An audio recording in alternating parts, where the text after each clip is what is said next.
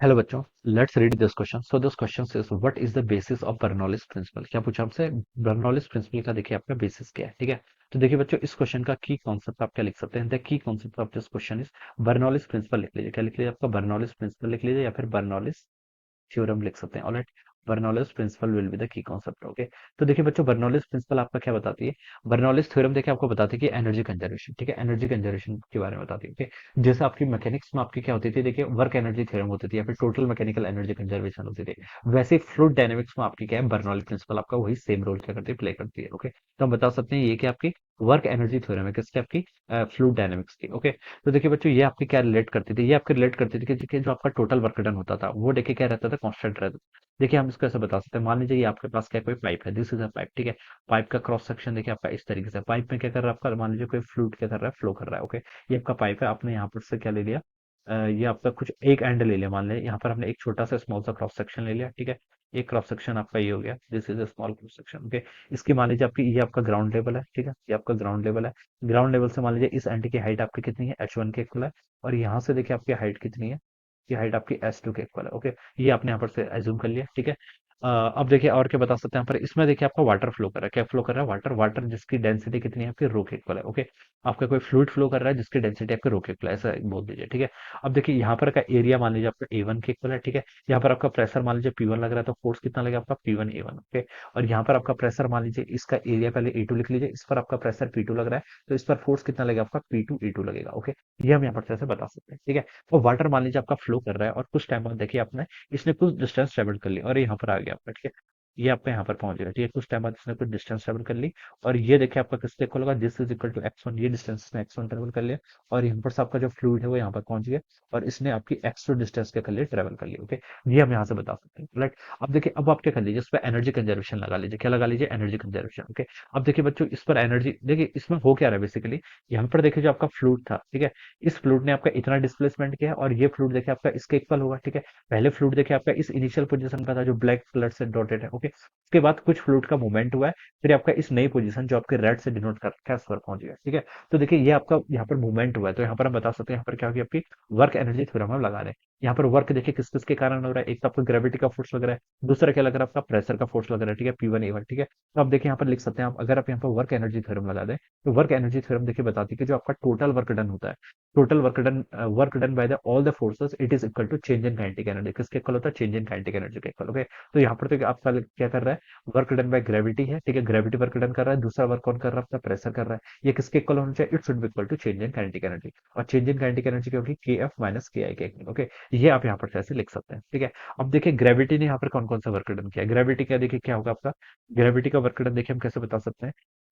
Gravity के work done देखिए हम क्या ऐसे पता करेंगे? ये फ्लूइड देखिए, आप सिर्फ इस फ्लूइड के इतने क्रॉस सेक्शन पे और इतने क्रॉस सेक्शन पे यहाँ पे इंटरेस्टेड है। ओके, आपको सिर्फ यहाँ पर इतना बताना है। ठीक है, अब देखिए बच्चों, हम क्या लिख लेते हैं यहाँ पर? इसकी डेंसिटी कैलकुलेट कर लेते हैं। क्या कर लेते हैं यहाँ पर? इसकी डेंसिटी कैलकुलेट कर लेते हैं। ठीक है, पहले हम देखिए क्या कर रहे हैं? वर्क डन बाय ग्रेविटी इन पर क्या कर रहे हैं? फाइंड आउट करके बता रहे हैं। ओके, तो ये देखिए आपका कितना होगा? इस क्रॉस सेक्शन को देखिए आप क्या लिख सकते हैं? मास इंटू इसका, हमें देखिए पहले मास निकालना है। मास किसके इक्वल होता है? आपका डेंसिटी इंटू वॉल्यूम के इक्वल। कितना होता है आपका? Density into volume. ठीक है, तो इसको आप लिख लीजिए, डेंसिटी इसके रो के इक्वल है। वॉल्यूम देखिए कैसे फाइंड आउट करेंगे? A1 इसका क्रॉस सेक्शन है, x1 क्या है? इसकी लेंथ है, तो ये तो इसकी वॉल्यूम हो जाएगी। Okay, A1 x1। ठीक है, ये लिख लीजिए, इंटू क्या हो गया आपका? G। ठीक है, ये आपका क्या होगा? This is a mass. Okay, ये आपका क्या है? देखिए G आपका क्या है? डाउनवर्ड डायरेक्शन में एक्ट कर रहा है और मूवमेंट देखिए इसका किस डायरेक्शन में है? अपवर्ड डायरेक्शन मूवमेंट है। ठीक है, डायरेक्शन मूवमेंट क्या है इसका? अपवर्ड डायरेक्शन में, तो लिख सकते हैं आपका माइनस mg के इक्वल होगा। ठीक है, पोटेंशियल ये क्या आपका? वर्क डन बाय ग्रेविटी के कारण है। ठीक है, ये आपका क्या आएगा? mgh के इक्वल होना चाहिए। कितना होना चाहिए? mgh के इक्वल। ये आपने यहाँ पर मास लिख लिया, ये जी लिख लिया, अब आपको हाइट बताना है। ठीक है, वर्क डन बेसिकली किसके इक्वल होता है? Work done by gravity force into displacement के इक्वल होगा। This is the mg, this is the force mg। के अब डिस्प्लेसमेंट बच्चों कितना हुआ आपका? यहाँ पर पहुंच गया। बेसिकली हम ये एज्यूम कर सकते हैं, देखिए ये क्रॉस सेक्शन बेसिकली आपका यहाँ पर पहुंच गया। ठीक है, तो इनके बीच का हाइट का डिफरेंस कितना आपका? h2 माइनस h1 के इक्वल है। ठीक है, तो मैंने यहाँ पर क्या लिख लिया? आपका h2 माइनस h1। ठीक है, mg देखिए आपका फोर्स की डायरेक्शन में एक्ट कर रहा है, डाउनवर्ड डायरेक्शन में, डिस्प्लेसमेंट अब हुआ है, इसलिए मैंने यहाँ पर नेगेटिव साइन कर दिया, आपका इंट्रोड्यूस कर दिया। ठीक है, ये मैं बता सकता हूँ। प्लस आपका प्रेशर का देखिए वर्क डन कितना होगा? प्रेशर देखिए, फोर्स कितना लग रहा है? P1 A1। प्रेशर के कारण जो फोर्स लग रहा है वो P1 A1 लग रहा है। डिस्प्लेसमेंट देखिए, इसका जो डिस्प्लेसमेंट है ये तो आपका सेम डायरेक्शन में, डिस्प्लेसमेंट ऑफ फोर्स के डायरेक्शन सेम है, तो मैं इसको लिख सकता हूँ यहाँ से P1 A1 टाइम्स आपका कितना हो जाएगा? X1 हो जाएगा। ओके, फिर आपका प्रेशर का वर्क डन यहाँ पर भी है, देखिए यहाँ पर कितना फोर्स लग रहा है, P2A2 प्रेशर के कारण, ठीक है। ये आपका P2A2 लग रहा है इस डायरेक्शन में, डिस्प्लेसमेंट इसका फॉरवर्ड है, लिखते हो यहाँ पर इसका नेगेटिव हो जाएगा, ठीक है, वर्क डन। तो उसको लिख सकते हैं -P2A2, और ये कितना हो जाएगा आपका X2 के equal. It is equal to, ये आपका इसके इक्वल होगा आपका चेंज इन काइनेटिक एनर्जी के इक्वल। ओके, तो आप इसको लिख लीजिए काइनेटिक एनर्जी का चेंज, ठीक है। तो ये कितना हो जाएगा आपका हाफ इंटू मास, मास देखिए कितना होगा आपका, डेंसिटी इसको आप देखिए सिंपली लिख सकते हैं, कितना हो जाएगा हाफ रो, इसकी देखिए काइनेटिक एनर्जी कितनी है आपकी, ए टू और क्या लिख लीजिए आपका A2X2 है ना, यस A2X2 V2 का स्क्वायर, माइनस आपका हो जाएगा half rho times A1X1 V1 का स्क्वायर, ठीक है।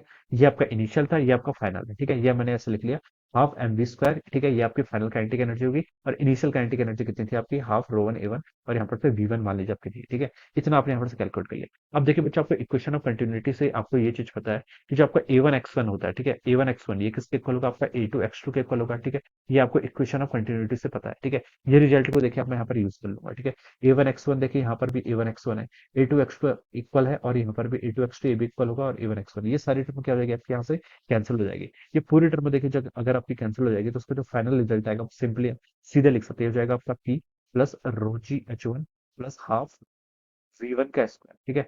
इट इज इक्वल टू, ये किसके इक्वल होगा, ये आपने देखिए टोटल एनर्जी कंजर्व कर ली एक पॉइंट पर, दूसरे पॉइंट पर आप कर लीजिए P2 plus GS2 plus half plus, okay, ये आप लिख लीजिए, ठीक है। तो देखिए इससे हमें क्या पता चला, pressure plus GH plus half rho V square, okay. ये टर्म क्या रहेगी आपकी, कांस्टेंट रहेगी, this term will be constant, okay. ये टर्म क्या रहेगी आपकी, कांस्टेंट रहेगी, ठीक है। तो ये हम बता सकते हैं कि ये जो पूरी टर्म है, this term will be constant, और यही क्या आपका बर्नौली प्रिंसिपल का आपका क्या है, बेसिक स्टेटमेंट है, ठीक है। ये आपका यहाँ पर से लिख सकते हैं, ओके।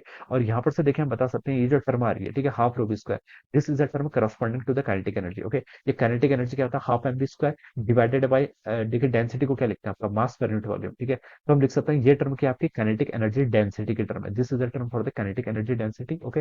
और ये वाली टर्म किसके कारण है, this term is a pressure के कारण आई है, ठीक है। किसके कारण आई है, आपके प्रेशर के कारण, ओके। इसको आप लिख सकते हैं आपका pressure energy density, okay. Pressure लिख लीजिए या फिर प्रेशर एनर्जी डेंसिटी लिख लीजिए, ओके।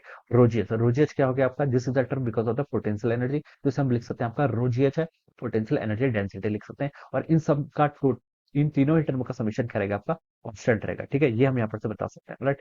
तो यही देखिए कि आपके this is a Bernoulli principle, और बर्नौली प्रिंसिपल देखिए आपकी किस पर वर्क करती है, इट वर्क ऑन द, ये आपका एनर्जी कंजर्वेशन बेस्ड है, okay. And this is a work energy theorem for the fluid dynamics, आप इसको ऐसे समझ सकते हैं, okay. So this will be the answer, okay.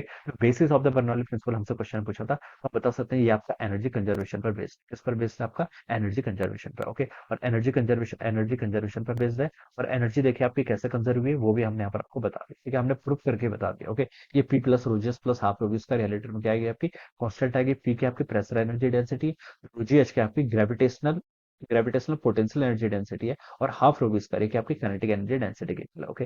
तो ये हम यहाँ पर से बता सकते हैं। This will be the answer of this question, so I hope you will understood this concept. All the best and thank you so